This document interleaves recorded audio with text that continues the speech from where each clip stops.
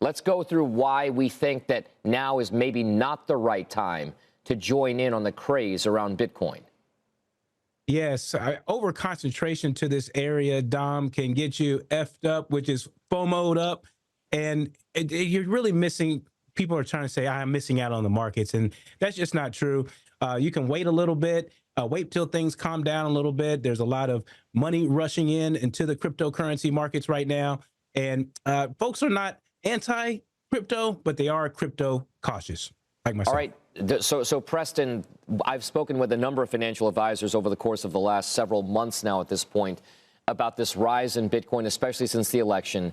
And even if they say that you shouldn't be putting money right now into it, there's a case that some are making that there's an allocation factor that should be at play in the coming months and years. This idea that as it becomes more established, that even if you aren't going to put direct investments in wholesale form into cryptocurrency, that you should allocate part of your investing, to just a small percentage even, into some of these. Does that make sense to you? Yes, that makes a lot of sense. That said, although concentration in portfolios can create wealth and can also kill it. So over concentration to crypto in your portfolio could be somewhat dangerous. And I don't want to stoke fear, but the average drawdowns in the last 10 years in the cryptocurrency market are about 74%. So there's one thing to gain a 7 to 12% over time. There's also the same for losing 100 to 200% sometimes with these volatile drawdowns. And when you talk about your portfolio allocating, then a core satellite approach where you can put your alternative investments inside of your satellite approach and get a little bit of that alpha kick from something like cryptocurrency assets. Preston, are you allocating for certain suitable accounts to cryptocurrencies right now? Yes, I'm telling my clients across the generational board to invest in crypto, but crypto with discipline, not with distortion.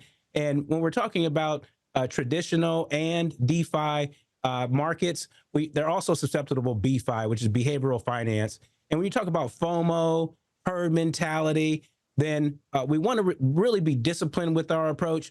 And listen, Dom, the young folks, they're over allocating to their portfolios because they have time and less risk or more risk capacity than that of, say, Gen X. They're nearing retirement, so over allocation would make their portfolio a little dangerous. Preston, before we let you go, how exactly are you gaining exposure for your clients to cryptocurrencies? Is it in the crypto themselves, exchange traded funds? How are you doing it? Yes, I mean, sometimes it's more easier to invest into the ETFs themselves.